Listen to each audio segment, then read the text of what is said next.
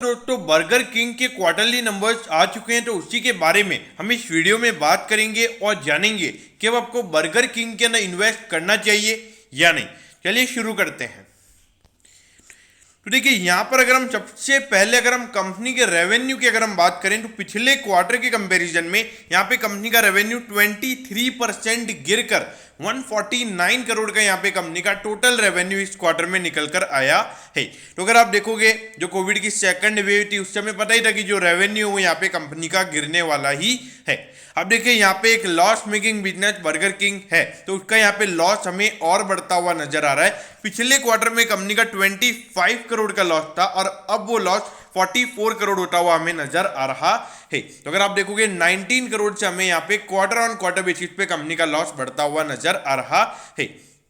तो देखिए ये नंबर तो वापस ये डिसअपॉइंट आपको करेंगी, क्योंकि जो हमने सेकंड वेव देखी है जो वहाँ पे लॉकडाउन थी उसकी वजह से कोई भी बर्गर किंग में जाके बर्गर नहीं खा रहा था, तो उससे आप एक्सपेक्ट नहीं कर सकते कि यहाँ पे कंपनी अच्छा रेवेन्यू जनरेट करेगी।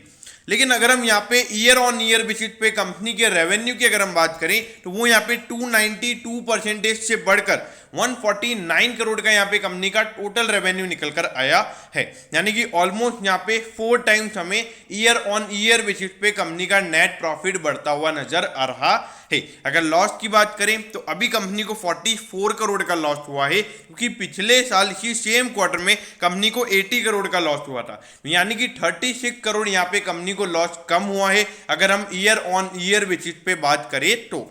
अब देखिए यहाँ पर बर्गर किंग इंडिया की अगर हम बात करें तो आने वाले टाइम पे इनके पास बहुत ज़्यादा ग्रोथ अपॉर्चुनिटीज़ हैं। अब वो क्या है, देखिए अब ये नए नए स्टोर्स खोलेंगे तो वहाँ पे इनको भी वर्किंग कैपिटल रिक्वायरमेंट है, तो इसकी वजह से ये कंपनी लॉस में, इनका मेन फोकस क्या है ग्रोथ के ऊपर, मतलब जो भी इनका ऑपरेटिंग प्रॉफिट है उनको ये कंपनी वापस री इन्वेस्ट करती है, मतलब नए स्टोर्स वगैरह खोलती है, तो वहाँ पे आने वाले टाइम पे ये कंपनी अच्छे से प्रॉफिट रिपोर्ट कर सकती है।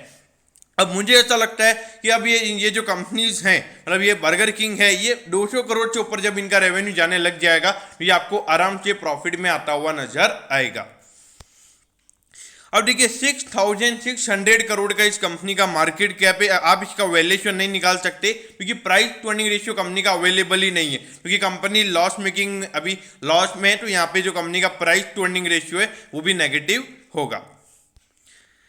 अब ये देखिए अगर आप देखोगे पिछले 3 साल तक ये लॉस में था, लेकिन हमको यहाँ पे रेवेन्यूज के नंबर्स पे देखना चाहिए। देखिए रेवेन्यूज के जो नंबर्स हैं वो यहाँ पे अच्छे तरीके से हमें बढ़ते हुए नजर आ रहे हैं। देखिए प्रॉफिट का नंबर भले ही आपको आज नहीं दिख रहा है, लेकिन जिस तरीके से ये बिजनेस ग्रो हो रहा है मेरे ख्याल से आने वाले टाइम पे आपको ये नंबर जरूर अच्छे से दिखेगा।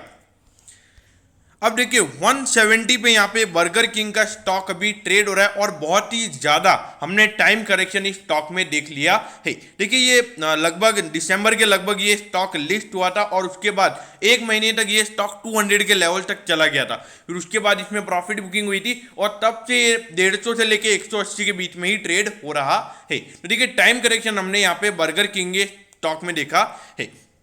अब देखिए बर्गर किंग में किन लोगों को लॉन्ग टर्म इन्वेस्टमेंट करना चाहिए। देखिए आपको इसमें तभी इन्वेस्ट करना चाहिए तब आपको ऐसा लगता है कि आने वाले टाइम पे जो हमारी यंग जनरेशन है वो यहाँ पे बर्गर खाना पसंद करेगी और आप खुद इसका बर्गर पसंद करते हैं तो ये आपने यहाँ इन्वेस्ट करना चाहिए। और एक एग्रेसिव इन्वेस्टर, अगर आप एक ज़्यादा रिस्क लेना पसंद करते हैं तो ये आपने यहाँ इन्वेस्ट करना चाहिए, क्योंकि अगर यहाँ पे लंबा टाइम अगर ये कंपनी प्रॉफिट रिपोर्ट करने में लगा देती है तो वहाँ पे इंस्टीट्यूशनल इन्वेस्टर्स की तरफ से मार्केट में सेलिंग प्रेशर आ सकता है, तो ये भी आपके लिए रिस्क बना रहेगा। तो एक एग्रेसिव इन्वेस्टर नहीं यहाँ पे इन्वेस्ट करना चाहिए। अब अगर हम शॉर्ट टर्म की बात करें तो देखिए ईयर ऑन ईयर बेसिस का जो रेवेन्यू का नंबर है वो काफी अच्छी रिकवरी को इंडिकेट कर रहा है और लॉस का नंबर भी ईयर ऑन ईयर बेसिस पे कम है।